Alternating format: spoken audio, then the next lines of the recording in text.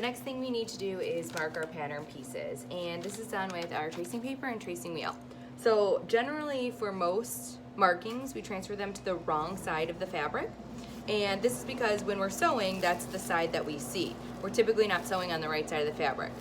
So in this case, all of our markings are going to be transferred to the wrong side. Since I have two front pieces, one for my left leg and one for my right leg, I need to mark this both on the wrong side of the right leg and also the wrong side of the left leg. So to make this a little bit easier on myself, I'm going to take my tracing paper and keep it folded in half. I'm going to slide move this one out of the way, one side of the chalk side, so in this case my chalk is red, so that it's face up. Then I'm going to lay the wrong side of my pattern or my fabric against it. Then I'm going to fold it in half so that now the other red side is against the wrong side of my right leg. All right, so we're going to fold this in half. That way I can transfer it on the right and left at the same time. You only need to transfer the markings that are for your size. So you see medium, small, and extra small. The only one I care about transferring is the medium. So using my tracing wheel, I'm just gonna make an X through that circle, applying some pressure so that it shows up on both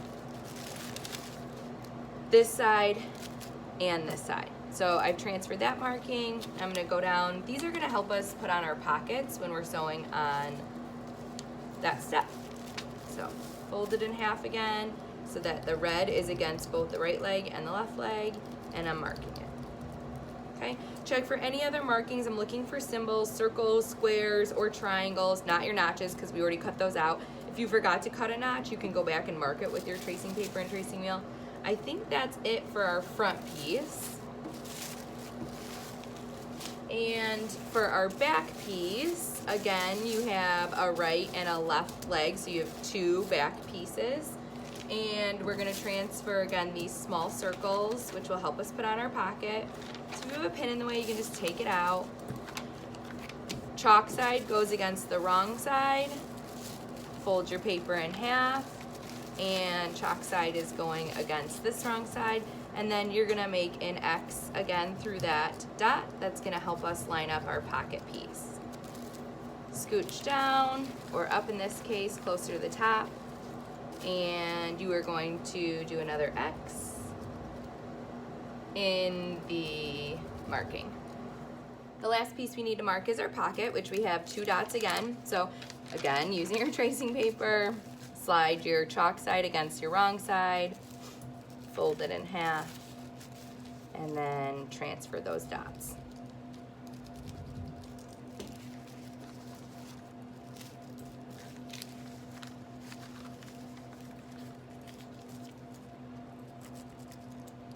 You have four pocket pieces, so here are my other two. So to transfer these, you can unpin the pattern piece and pin it onto these two, or I sometimes just slide the unpinned pocket piece, move the tracing paper to generally where those dots are going to be transferred, and then set this one on top of it.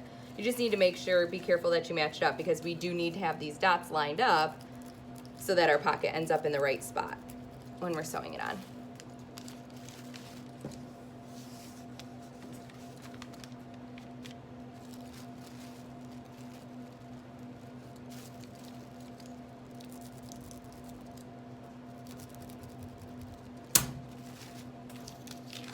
Once you have everything marked, we're ready to refer to our directions and start sewing. Before we start sewing, underneath the general directions, it gives us some tips and tricks. It tells you to sew the garment following the sewing directions, which we're gonna go through. Pin or machine-based seams matching notches. So as we're sewing this, we're gonna use pins. Stitch 5/8 seams unless otherwise stated. So you're always using a 5/8 seam allowance unless the directions tell you not to. Press the seams open unless otherwise indicated, clipping where necessary so seams will lie flat. So we are going to use a seam finish to secure our first seam, our seam stitch, but also to prevent our fabric from unraveling. Now, if you got a knit, it is very unlikely that it will unravel because knits unravel less than wovens. but we need to get into the habit of seam finishing after every seam. And then trim seams to reduce bulk, which we'll do after we seam finish. So after you read this general information, you can open up your sewing directions, and it also gives you some tips for sewing with knit. So you can read through those. One of the ones that we're gonna make note of is that your fabric needs to still be able to stretch. If you sew it with a straight stitch, it won't stretch anymore because that stitch has locked it in place, or the fabric will stretch and then it'll cause the stitch to rip. So we're gonna change our stitch on our machine to a stretch stitch. That way, when you pull the sides of your fabric, the stitch can stretch as well as the fabric. The first direction tells us to stitch the front, which indicates piece 1 in parentheses, to back, which indicates piece 2 at inner leg seams. Think about how your pants are constructed. One of the fronts is sewn to one of the backs on your inner thigh. So that's what you're gonna be sewing here. If you take just the pieces that are pinned together right now, you won't be sewing a front to a back because this piece 2 is the back piece. So we don't want to sew these together here because then our two backs would be sewn together.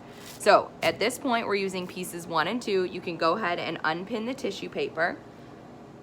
You can always tell the difference even after you've unpinned your pattern pieces between the front and the back because of a couple things. First of all, the back has a bigger swoop, so this curve is more dramatic.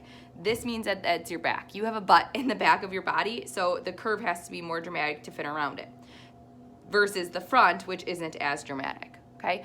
The other way that you can tell the difference between the front and the back are the notches. So the back always has 3 notches, where the front only has 2 notches. So that is another way, even after I've unpinned my pattern pieces.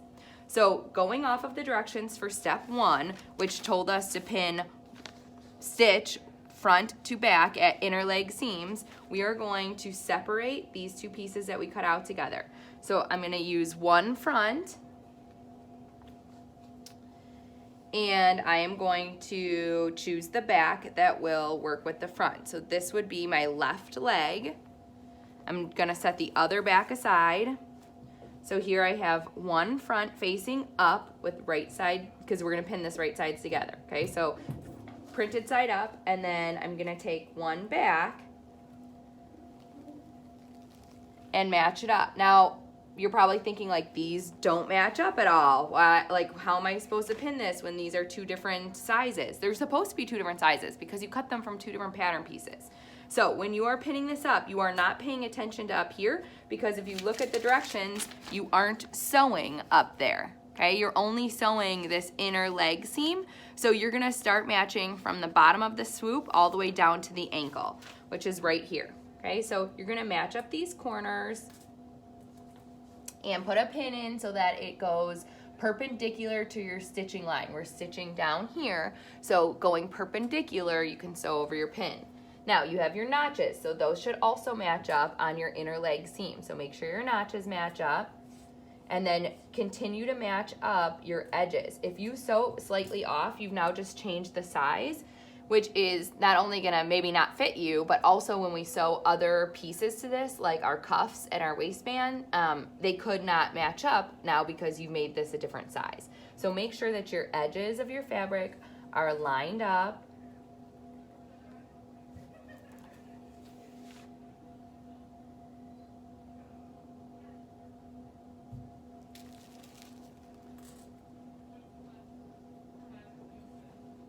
Okay, all the way down.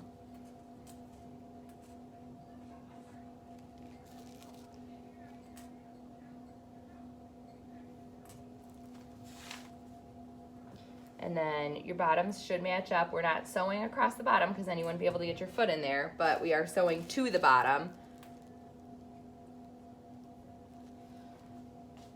You're stitching from here to here with a stretch stitch on your machine. I'm gonna go ahead and pin my other leg so that when I sit down at my machine, I'm ready to sew both of them.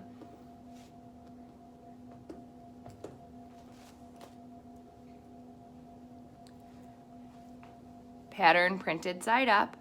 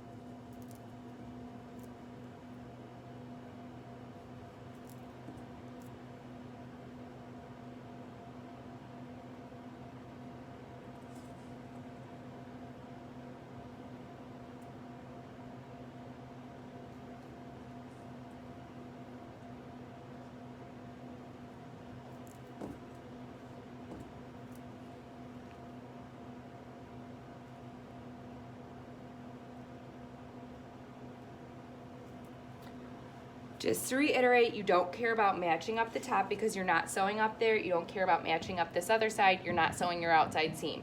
You only care about matching up the fabric from where you're sewing, which is the inside curve all the way down to your ankle. You're ready to hit the sewing machine.